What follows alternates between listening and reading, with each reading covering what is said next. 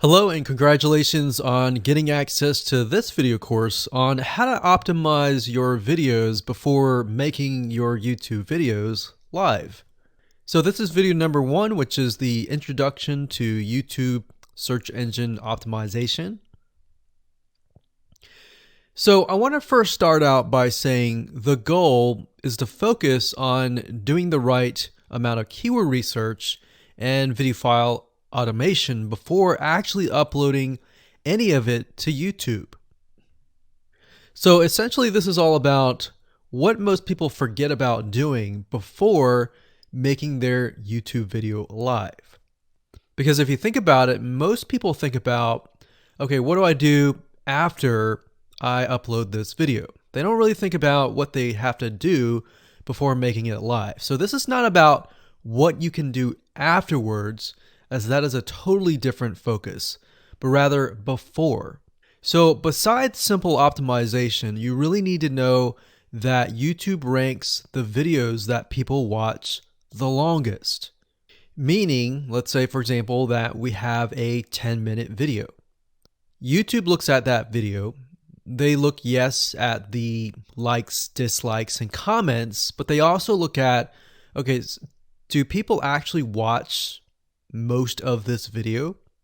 And based on, let's say, 1,000 views, how many of those 1,000 views actually watched either 50% or 100%, or how many minutes total? 1,000 times how many minutes was watched. So they really look at how long people watch the videos as a whole.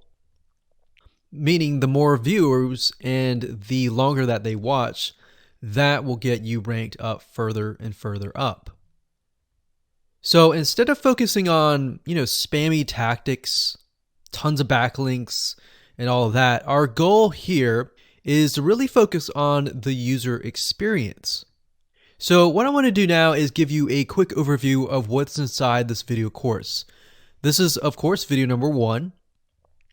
Video number 2 is going to be about competitive research, or in other words, researching your competitors to kind of get a better idea of why YouTube is ranking those videos.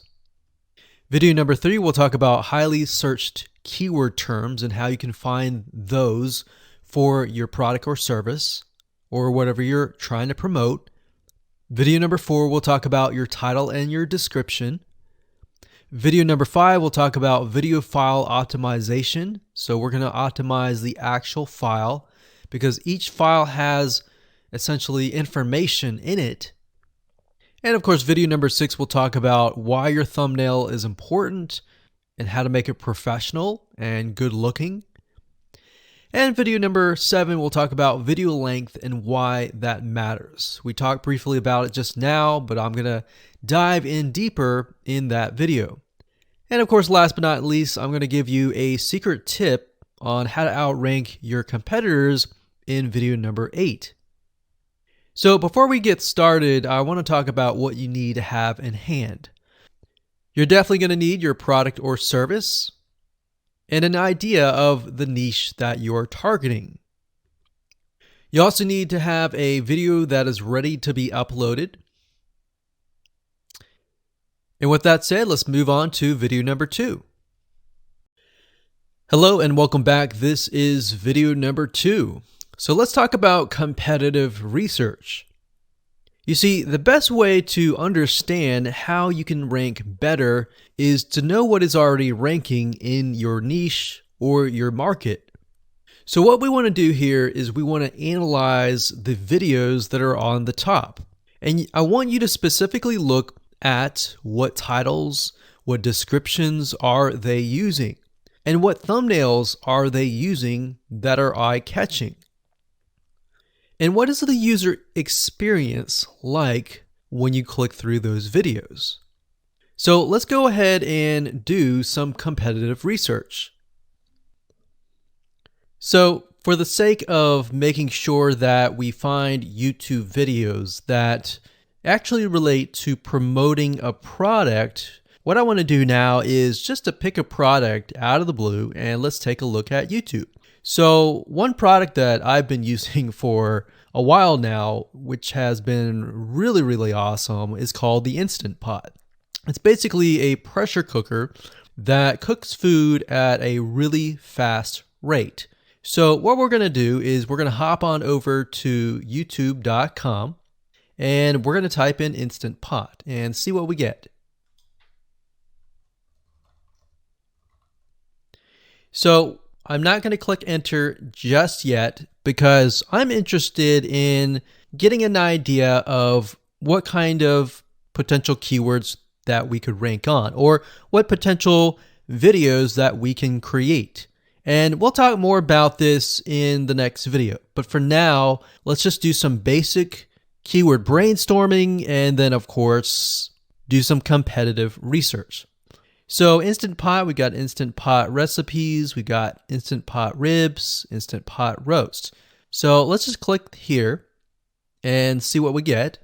Now we can see how to use Instant Pot has 316,000 views right here. Instant Pot chicken, top 6 easiest things to cook in your Instant Pot. Perfect for beginners. All right. So let's just take a look at the top 3. So let's go ahead and open those up. And let's analyze them. So the first one is this one here. And let's pause the video. We'll skip the ad. All right.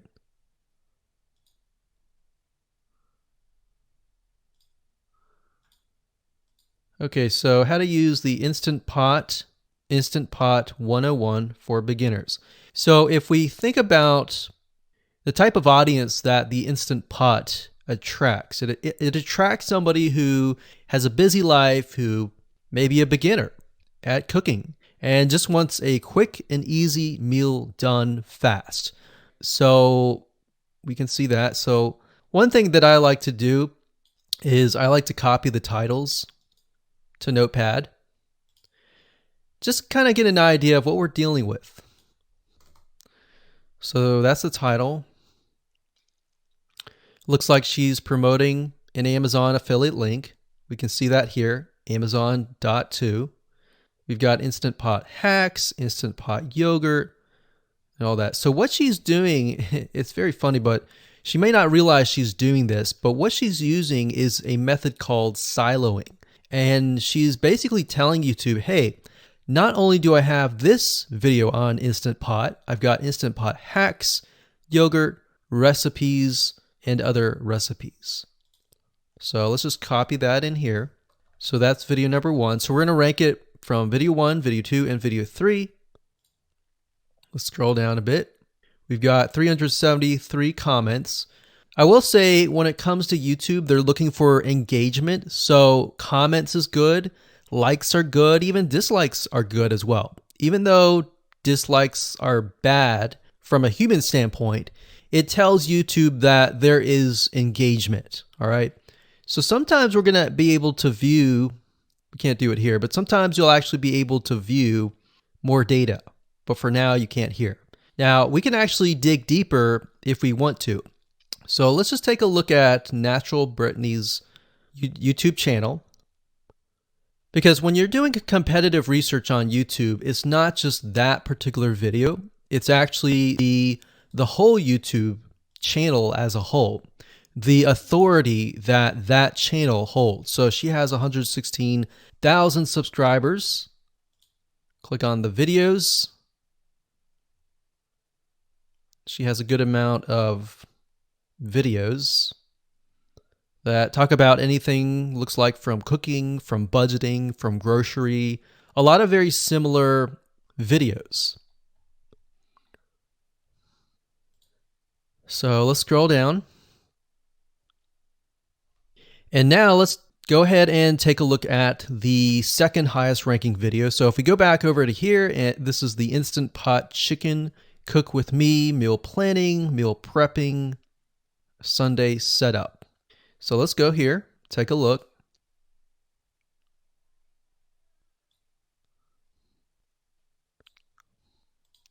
Okay, let's see here.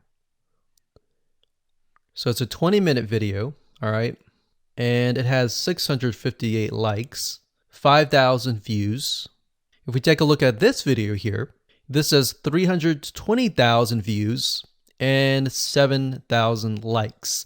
Now, notice how it says 13 minutes here, and notice how it says 20 minutes here. We'll go back to this later on. All right, so we'll talk more about why a certain amount of time of your video is important, why the timing is important. And why is it that this lady has only 5,000 views, whereas the other lady has 300,000, and this lady is ranked right below that lady? All right, so why is that important? And why does that correlate to the time? So we'll talk more about that later on. But for now, let's just do competitive research.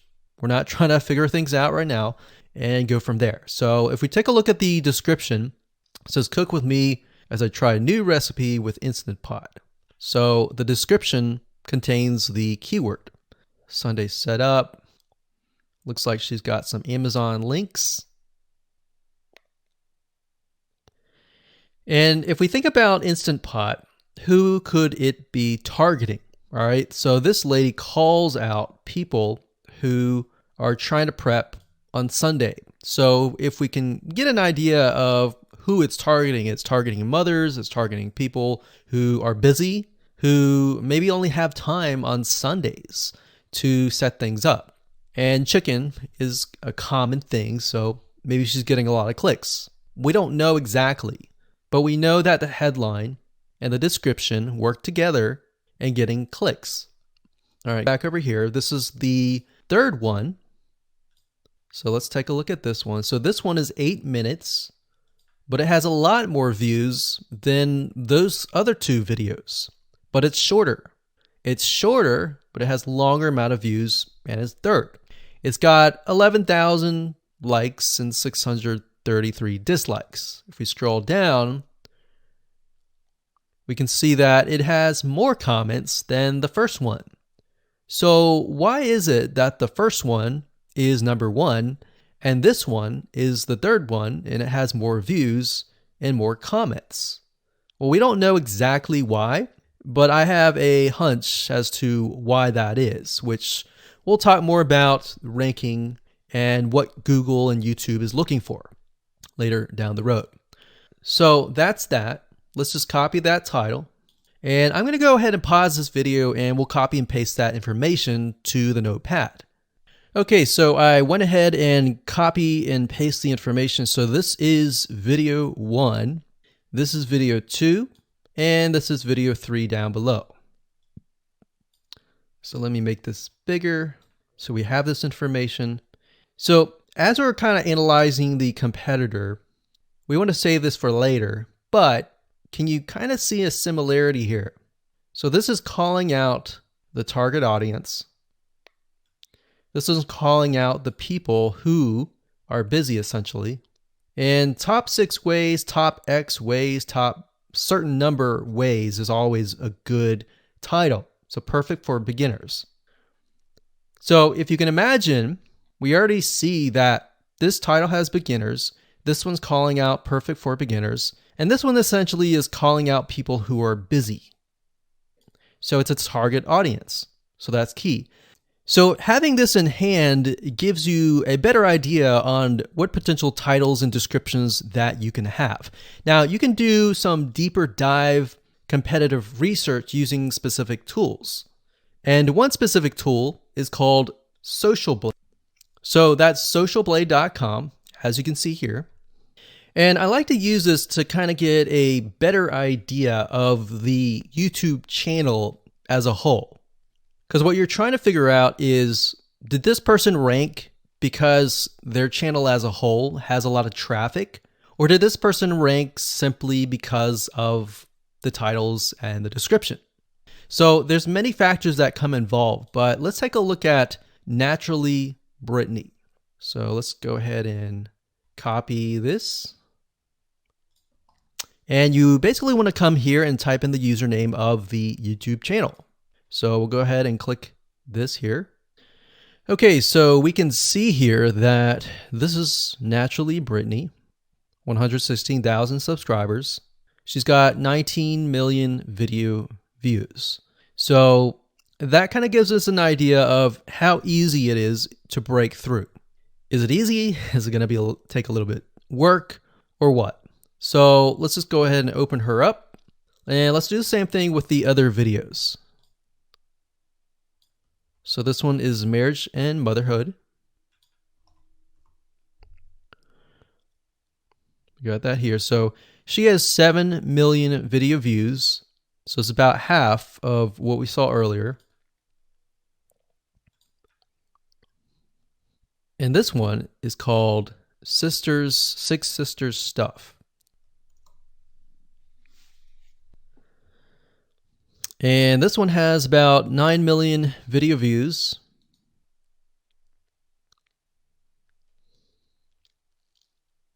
So right off the bat, we can see that if we were to rank on the keyword Instant Pot, it's going to take a lot to break through. But the way we can break through is by using essentially subcategories of that keyword. So Instant Pot recipes or Instant Pot chicken recipe, stuff like that. So we can see that each one of these has about 100 to 200,000 subscribers. So you're going to have to be competing against that. Now, obviously, if you have a good size YouTube channel, that will usually mean that you can break through fairly easily. But if you're just starting out, then breaking through on that keyword is going to be a little bit more difficult. So the next question is, what keywords should you use? And we'll discuss that in the next video. Hello and welcome to video number 3. Let's talk about highly searched keyword terms and how you can figure out what your main keyword is going to be, what your sub keywords are going to be. So one mistake that we see that many YouTubers make is simply making their own title and description. I mean, it's natural, right? But instead of deciding what you think will work, why not use what is already working and do some simple keyword research that's not going to take a lot of time, and this way you'll be able to have the right information that will help you rank on the right keywords. Now the big question is, well, how do I find these keywords? So the best way to find highly searched keyword terms is to look at the Google suggested keywords. And they are suggested for one reason, because they are used a lot. So let me show you how to find them and what they look like. Okay, so from analyzing the previous videos with the top 3 videos to kind of get an idea of what the titles were, what the descriptions were, if we look at the 3 and we refer back to this, the question is, what are the commonalities between the titles? Obviously the keyword Instant Pot, but we also notice that the top one and the third one, they all have the keyword beginners. So beginners in Instant Pot. Instant Pot for beginners, all right? So if we go back up here and we go to youtube.com and we type in Instant Pot, what do we get? So when you have a drop down like this is what we call the suggested keywords. And you'll see this in Amazon.com, you'll see this in Google.com and other major search engines. And what this is high demand and highly searched keyword terms. So in other words, if a lot of people are searching for these keywords, then they'll show up in the drop-down menu, right? So Instant Pot chicken happens to be a very highly searched term. And take a look at this. This one is related to Instant Pot chicken. So that means there's a lot of people searching for Instant Pot chicken. And that might be why this second video is ranked so high. Let's scroll down and take a look. So as we're scrolling down, I also want you to kind of keep an eye on the thumbnails because the thumbnails are key. So we got top 6 easiest things to cook in your Instant Pot. And I'll say as an Instant Pot user, I really didn't know what recipes were out there that would fit the Instant Pot. Because the Instant Pot, the way it cooks is it pressurizes the food, and you need a little bit of liquid inside it to pressurize. So what I was doing is I was looking for recipes that were specifically made for the Instant Pot. So a lot of these people that are coming here, they don't know. They're just looking for recipes. So the 30 Instant Pot recipes gives people an idea. Oh, okay, I've got 30 recipes that I can pick and choose from. So if you scroll down, it says Instant Pot Ultra. All right. So if we go back here, so Instant Pot Chicken is definitely a top one. Instant Pot Spaghetti, how to use an Instant Pot. Instant Pot Cheesecake, Yogurt, Pho, Beef Stew, Whole Chicken, Rice, and Instant Pot Roast. So these are highly searched keywords. Now let's hop over to Google and see what we get. Do we get the same thing? Do we get something different? So if you go to Google and you type in the same thing, Instant Pot, we can see that we've got Instant Pot recipes, Instant Pot chicken. So notice that the chicken and the roast beef or the pot roast seem to appear both in Google and in YouTube. So whenever you see that, that's a good sign, because you got to understand people searching in YouTube are very different than people searching in Google. They don't show the exact same thing. But if they do, that gives you an idea that if you rank on that term, that you will be able to get traffic from Google and YouTube. Okay, so let's go back here. So Instant Pot Chicken. So let's just do a search and see what we get. So another place to find the Google suggested keyword terms is to scroll all the way down to the bottom. So there we go. So Instant Pot recipe. Now these are specifics, all right?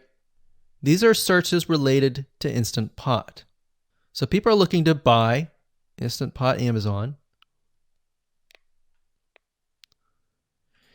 So let's just type in Instant Pot Chicken and see what else we get. So if you notice, when we type Instant Pot Chicken, it gives you a more detailed view of the other keywords that are related. So for example, Instant Pot Chicken recipes, chicken and rice, chicken noodle soup, chicken thighs, chicken bog, chicken breast recipes, chicken wings, and chicken and dumplings. So let's go over here and see what we get. So Instant Pot Chicken recipe, wings, noodle, biryani, thighs. So a lot of these are actually appearing that are the same. Okay, so moving on here, we've got Instant Pot Chicken. Now let's take a look at what we have here. So what I would do is I would do the same thing, the competitive research. Now, if you notice here, the Six Sisters stuff, it's a different video, but it's a similar video. Now this video is different. This lady is the same. And that's another thing. So if you rank high on the main keyword, then you could potentially rank on the other smaller keywords as well. So that gives you an idea of what content to create and what keywords to target. So we could potentially make it about Instant Pot Chicken. And what I would do is go back here. Let's say we want to title it the Instant Pot Chicken. What I would do is I would scroll here and take a look at questions people are asking. So how do I cook chicken and potatoes in Instant Pot? How long does it take to cook chicken pot, Instant Pot? We scroll down, and what I would do is grab these keywords. So I would grab these keywords.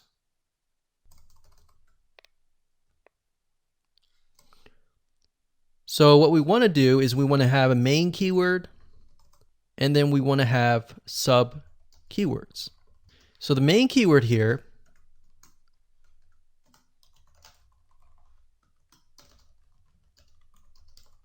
would be Instant Pot Chicken.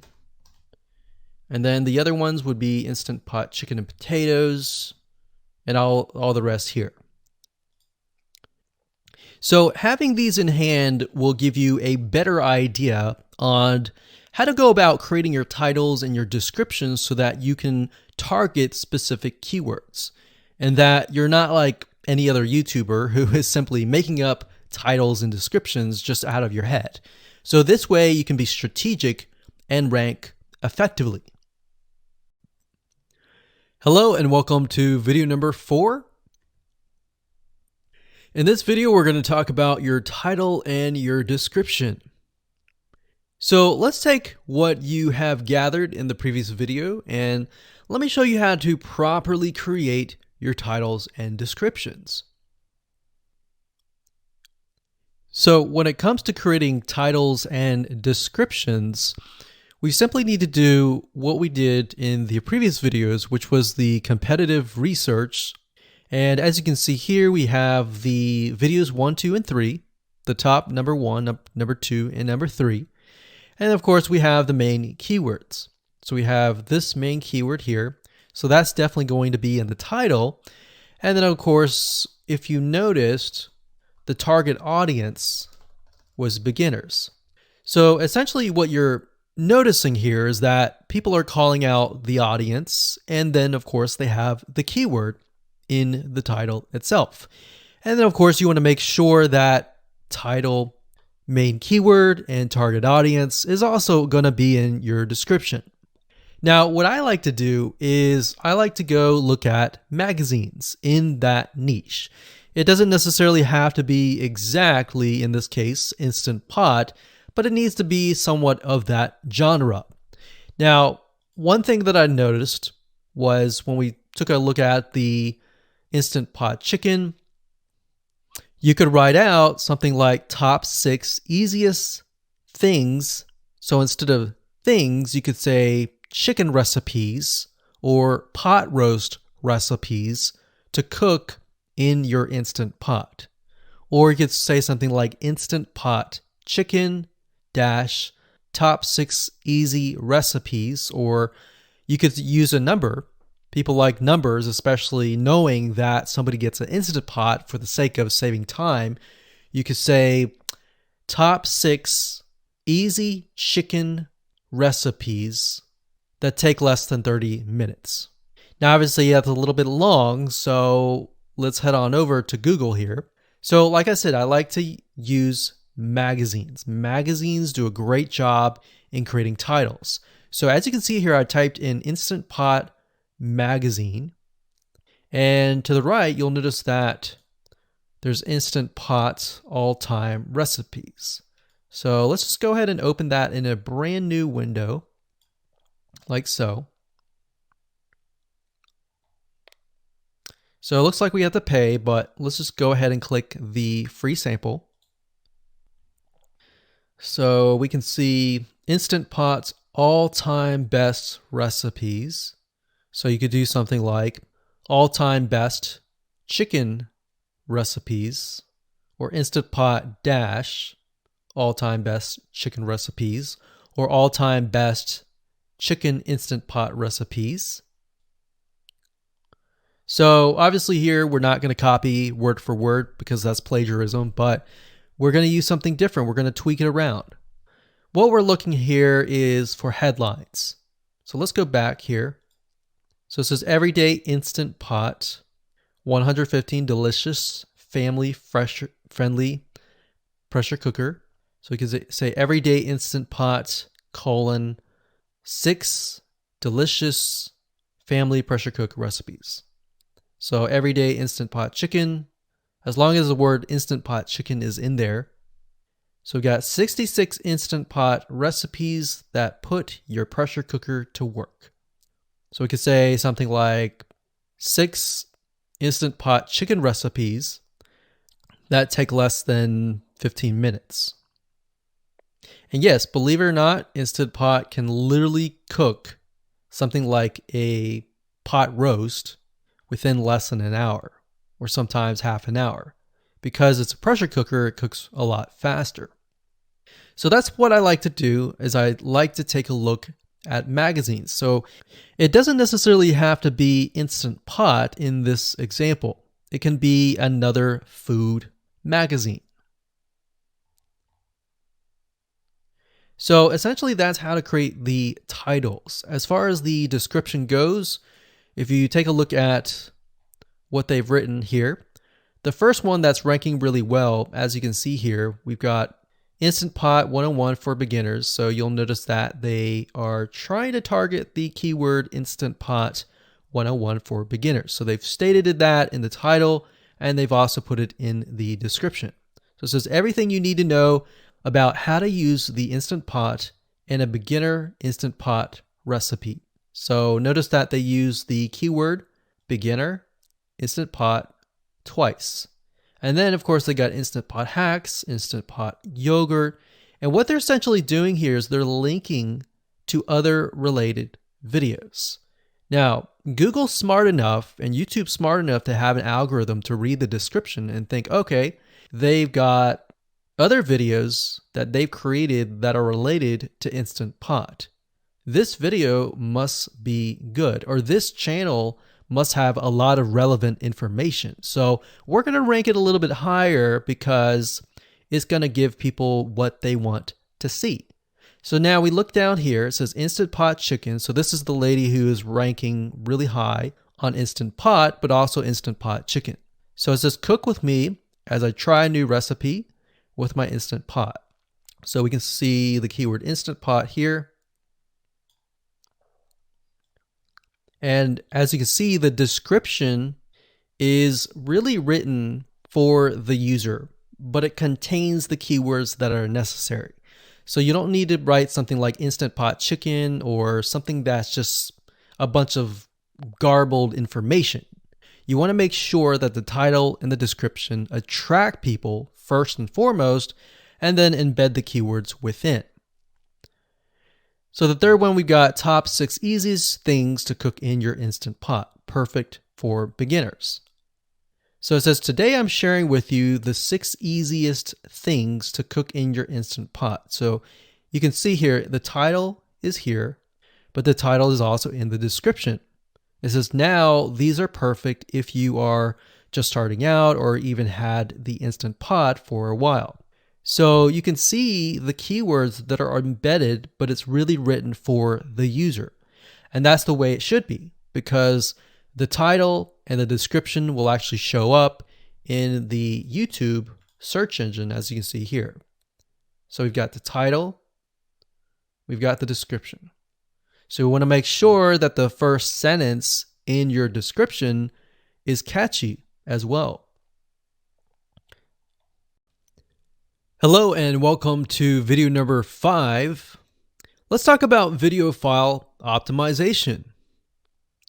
Did you know that all files contain data that tells YouTube what your video could be about? Let me show you. Okay, so the way that YouTube gets an idea of what your video is about is by transcribing it. And for the most part, it can usually figure out what your video is all about if you have voice and speaking in it. Now, you can go one step further by adding what we call video file metadata. It's very similar to a website metadata. So for example, if you right click on any website and you click on View Page Source, up at the top, you're going to see a lot of what we call metadata. So right here, we can see the name, the title, the description, and all that information. So what that does is it tells Google essentially what your website is all about. So very, very similar in this case of what we're doing here. So what we're doing here is we are taking the video file that you have created and embedding it with more information. So besides the title and description, YouTube will be able to read the metadata inside of your video. So it'll make a little bit more sense when I show it to you. Now, it's really hard to find software out there that allows you to embed metadata except for a few. So one of them is called Video Converter by Wondershare, and that is videoconverter.wondershare.com. That's videoconverter.wondershare.com. So if you go here and you go ahead and download up at the top, you will be able to embed metadata. In fact, we're going to be using that for this particular video. Now, there are other software out there like the Adobe Bridge software, which allows you to embed the metadata into your video. Now, the reason why I'm using Wondershare is because I feel like it's a lot easier to use. So if you go ahead and download this, we're going to open this here. And what I did was I clicked Add Files, and I chose the file. Now, there's a lot of things that you can change about the video, but what we're particularly interested in is this I icon right here. So click this I icon, or letter I here, and you're going to see that it says name, language, episode name, actors, director, screenwriter, tagline, and description, and comments. So what I recommend is you try to complete this as much as you can. So episode name, actors, so that would be whoever is in the video, the director, the screenwriter, which could be you, and then the tagline. What I would do is the tagline be your title, and then the description be your description. So whatever you're going to upload to YouTube, put this as a title and put this as a description. And then for comments, I would put something like keywords. And all you have to do is click save, convert it, and done. That's the reason why we're using Video Converter, because it's just so much easier. With Adobe Bridge, it's easy too, but there's a lot of more options and very easy to get confused. So once you're done with that, you save the video. Your video has the metadata inside of it, and all you have to do is simply upload it to YouTube, and that's it. Hello and welcome back. This is video number 6. Let's talk about your thumbnail and why that is important. You see, since our goal is to get more clicks or more views to your YouTube video, we have to rely on attracting viewers.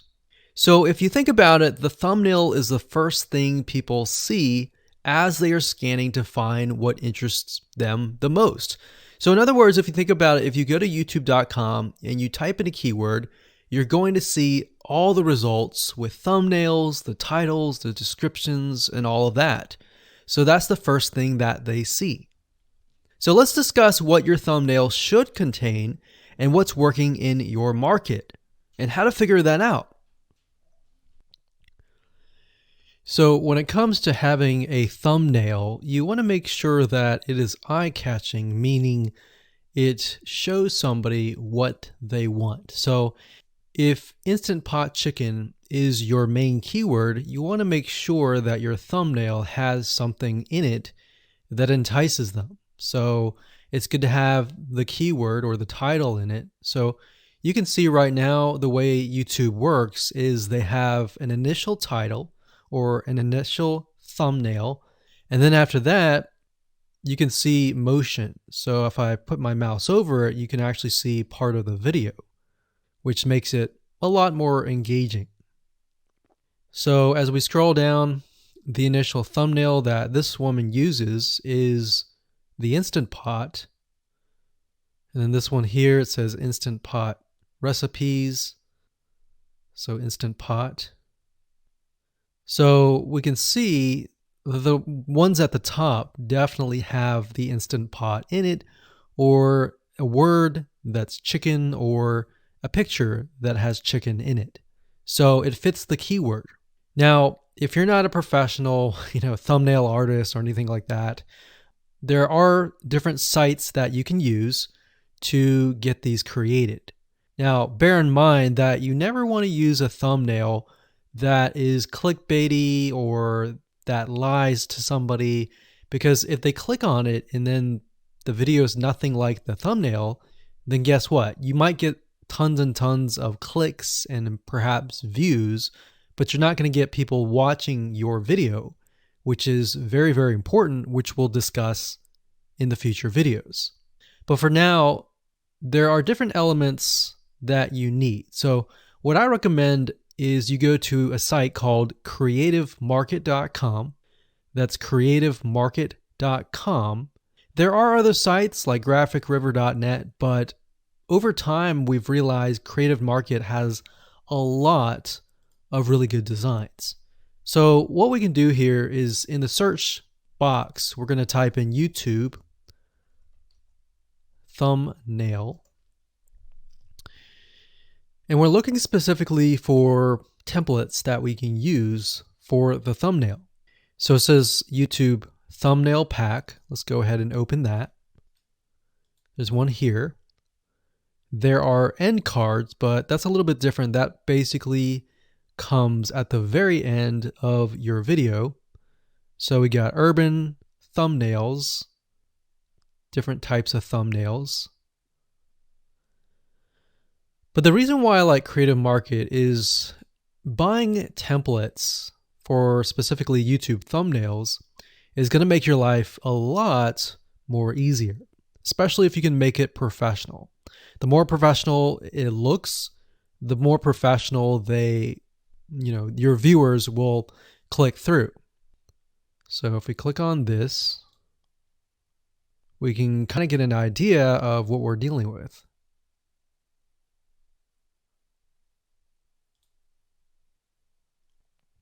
And here's more thumbnails here as well. Now, over time, we've realized with YouTube thumbnails, more and more designs are becoming minimalistic, meaning it's not too fancy, but it's got just enough information to tell the person what it is all about.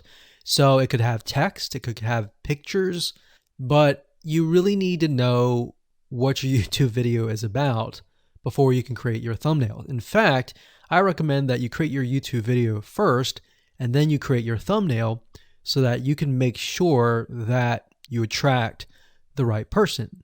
Now, what we found a little bit of a technique is to create a thumbnail that is related to essentially the end, meaning if you're creating an Instant Pot chicken recipe, you might want to show the chicken already cooked.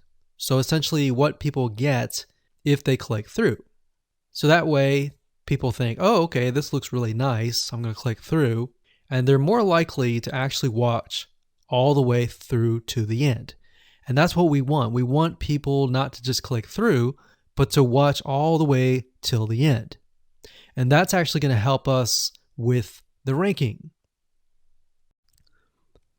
Hello and welcome to video number 7. Let's talk about video length in more depth. So the big question is, how long should your video be? While yes, most folks have said that your video should be short due to attention span, and that's something that we've talked about in the past, and that definitely worked in the past, and that still is true that people's attention span are short. But today, in terms of YouTube, your video length should be longer, and here's why. Did you know that YouTube ranks your video based on how many minutes your viewer watches? We talked briefly about this in video number 1, but I want to talk about why that is the case. Statistically speaking, most people that we have found, based on statistics that we have seen in YouTube, most people watch about 50% of a video. Even the people that are interested in a video, they watch 50% of a video. So if that, in this case, is a 5-minute video, an average viewer is only going to watch about 2.5 minutes. Now, here's why that is important. If you're competing against someone who has a 30-minute video and their viewers watch 15 minutes, which is about 50%, well, guess what? Even if they can have less viewers than you, they're going to beat you because they have a longer video. So if you got the 2.5, they've got the 15 minutes, they can send less people and still beat you. And YouTube will favor them in the end. Now that, of course, is assuming that the views are legitimate and people are actually watching. And that's why user experience is so important. So to give you some real life practical application, let's hop on over to YouTube and I'm going to show you proof that this works. Okay, so let's take what we learned and what we just discussed and apply it to some real life practical application. So if we head on back over to youtube.com, we type in the keyword Instant Pot recipes, we can see this one, and this one. So let's go ahead and open these up. So we got this one, and this one. So that's 1, 2, and 3. The first one has about roughly 8 minutes or 9 minutes. We'll say 9 minutes. The second one has about 27 minutes. And the third one has about 20 minutes. Okay. So essentially the second and third have about double the amount of time. So like we talked about, most people watch about 50% or less, and then they quit. That's the average, right? So if that's the case, this person here, even though they have more views, see that? 800,000 views, even though they have more views, they're competing with somebody with a 30-minute video. Essentially, it's 27 or 28, but close to 30. So if we round that, we'll just say this is 10, this is 30, and this is 20. All right, so let's keep it at even numbers. So if that's the case, there's 4 minutes here, 15 minutes here, and 10 minutes here. So this means that the person with the less amount of minutes, they're going to need a lot more views and a lot more people watching it. So in total, if this person has, obviously this person's number one, but what I'm saying here is because YouTube looks at how many minutes are watched, if this person had 800,000 views, and this person had only half of that amount, but had more than double this amount, this person right here would most likely rank higher. So see that? Only 100,000 views, 15 minutes.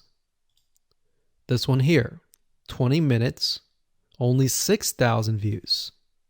So you might ask, well, shouldn't this be maybe number one? Not necessarily. If we really look at it, so we've got 800 times 4 minutes, and that's not going to be exact. I mean, we could even take 500. And this is definitely going to be number one. And this is definitely going to be number two based on the information. But this person, because they have a long enough video, even though they have less amount of views, they're still able to rank pretty high. So this is based on one of our YouTube channels, which has over 9 million of minutes watched. And based on that, that's what we've seen. Now, there's other factors like likes, dislikes, comments, and other things like that, titles and descriptions. But that's a big, huge ranking factor because it legitimately tells Google and YouTube, hey, this YouTube video is legit. Not only people are clicking on it, they're actually viewing it. And they're viewing at least about 50% on average. So that's why the video length is important. Now, you don't want to make a long video just to make a long video. You want to make a video that has really good content. And that's the goal. It's not based on spammy backlinks or anything like that. It's based on providing real value. Hello and welcome to video number 8. So just want to say congratulations on reaching the end of this video course. We're going to talk about a secret tip that you can use to outrank your competitors. So we briefly talked about why having a longer video was important, right? So one secret tip that we can give you is that what we have found that works is the following. Longer videos in the sense of live streams, which means you get on YouTube and you talk to people live. You have webinar replays and videos where people expect them to be longer. So in other words, people are expecting these to be longer. If you make a normal video that people expect to be 5 minutes and you make it an hour, then you're not really going to hit that 50%. But when you have a live stream or a webinar replay, usually people typically expect it to be at least 1 hour. So because people expect it to be 1 hour or longer, they expect to take time out of their busy schedule to actually watch your longer video. And what we found is these work really well compared to the average video. So let's discuss what you need to do in terms of software or even web applications that you need to create live streams and webinar replays. So in order to create a YouTube live stream, you're going to need to have a broadcasting software. There are many. You can go to YouTube and type in live stream, how to set it up, and there's a lot of videos on that. But this is one particular one that we have used and that has worked really, really well for us. It's called Open Broadcaster Software, and it's free, best of all. And that is located at obsproject.com. So as you can see here, there is versions for Windows, Mac, and Linux. So it's simply as easy as downloading and you can start streaming. So the reason why you need this software is basically what it does is it connects to the YouTube live stream system. And when you're ready, you click record and you're good to go. Now, I'm not going to go in depth on how to use this product just simply because there are so many different options and so many different ways of using it. Now, like I said, the tip is when outranking your competitors to have longer views. This is good for kind of a face-to-face talking head type long video. Now, if you want to use a camera, you can do that. If you want to do something like screen capture, meaning you're going to show your screen, then you're going to want to use something like GoToWebinar. And you can go to gotomeeting.com/webinar to do that. Another tool that we have used, which as of now, it is free, and who knows, it could change. So GoToWebinar does cost money, but it's a nice way to kind of engage with people. So this is the route that I would go if you are engaging with people. If you're not engaging with people and you're simply doing screen capture, there is a tool called Use Loom. Let me show it to you. So useloom.com. Loom is essentially a Chrome plugin, and what it does is it allows you to record your screen. It's super easy to use. In fact, it's super, super fast. It's so fast that you can literally start recording, and within seconds when you're done, you'll have the video in hand. And you can download the actual video file to your computer really fast. So those are the three options that I would go to, and really depends on the avenue that you want to take. So like I said, create a longer video, but just don't create any content. Make sure that the content is valuable, because you want to make sure that people watch all the way through. Or if not, watch at least 50%.